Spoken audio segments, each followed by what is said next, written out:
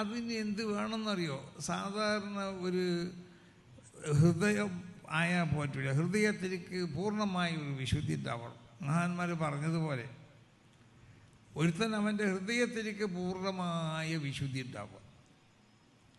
മോശമായ സ്വഭാവങ്ങളിൽ നിന്ന് ഹൃദയത്തെ പൂർണ്ണമായിട്ട് അതിനെന്താക്കുക, സ്വഭാവങ്ങളെ ഹൃദയത്തിൽ നിന്ന് പൂർണ്ണമായി നിർമ്മാർജ്ജനം ചെയ്യും.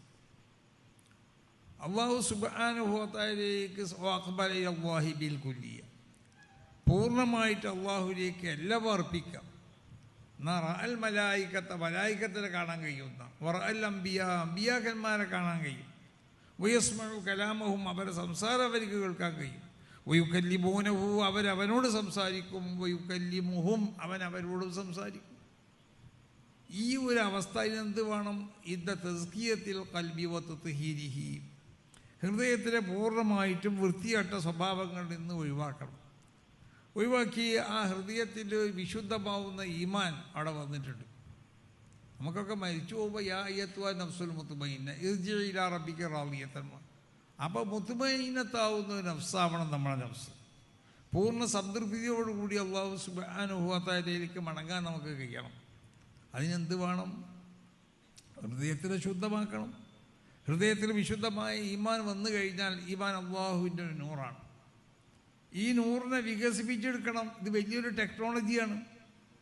ആ നൂറിനെ വികസിപ്പിച്ചവരാണ് മഹാന്മാരാവുന്ന അമ്പിയാക്കന്മാർ, മഹാന്മാരാവുന്ന അള്ളാഹുവിൻ്റെ ഔലിയാക്കന്മാർ. മഹാന്മാർ രേഖപ്പെടുത്തിയതുപോലെ ഈ നൂറിനൊരുത്തൻ വികസിപ്പിച്ചെടുത്താൽ അവൻ്റെ ഹൃദയത്തിലവൻ വിശുദ്ധമാക്കി.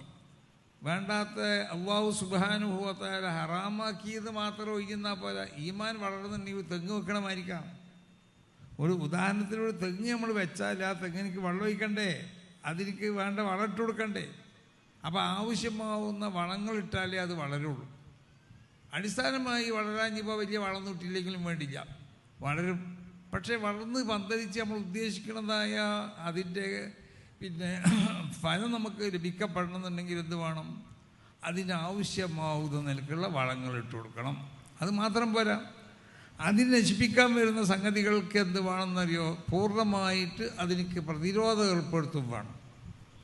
അതിന് പ്രതിരോധം ഏർപ്പെടുത്തിയില്ലാതെ വെക്കുക, എന്നാലും അതിൻ്റെ വളർച്ച പുരുടിച്ചു പോകും.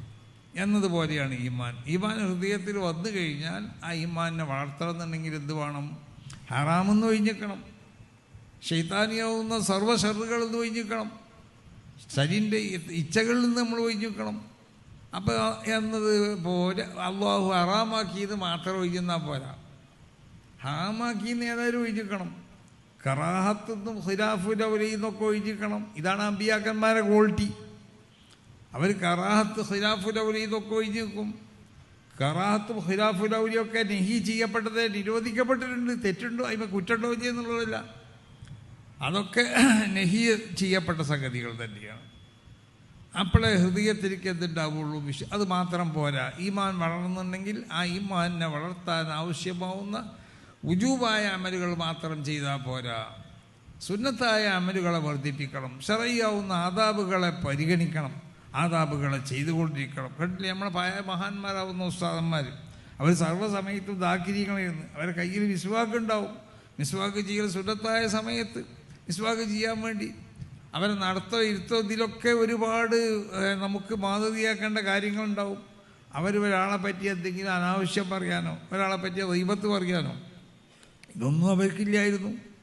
അവർ വളരെ ശുദ്ധന്മാരായിരുന്നു. ഹൃദയത്തിൽ നിന്ന് മോശമായ സർവ്വ സ്വഭാവങ്ങളെയും ഒഴിവാക്കിയാലേ ഈമാൻ വളരുള്ളൂ. അപ്പം അതാണ് അതിലേക്ക് ഏറ്റവും ഉപകരിക്കണ ഒന്നാണ് ദിക്ർ.